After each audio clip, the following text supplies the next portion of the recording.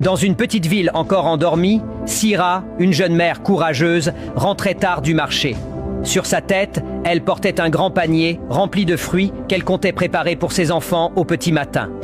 La nuit était tombée depuis longtemps, et les rues, presque vides, semblaient étouffer le moindre bruit.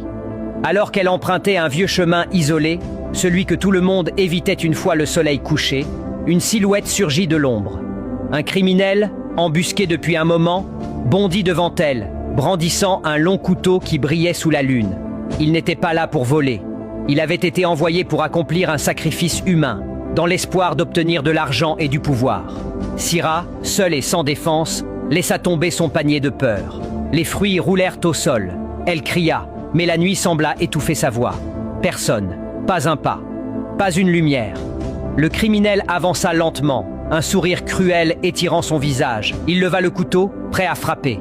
Mais au moment précis où la lame allait s'abattre, le ciel se mit à gronder, comme si quelque chose d'invisible se réveillait.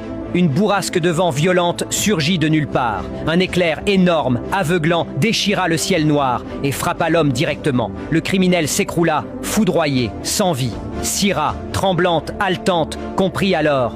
Ce n'était pas une coïncidence, ce n'était pas la nature, c'était la main de Dieu.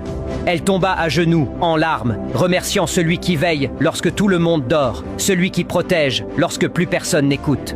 Tape Amen, si tu crois que tout piège dressé contre toi sera détruit par la main puissante de Dieu. Aucun mal ne peut atteindre ce que Dieu décide de protéger.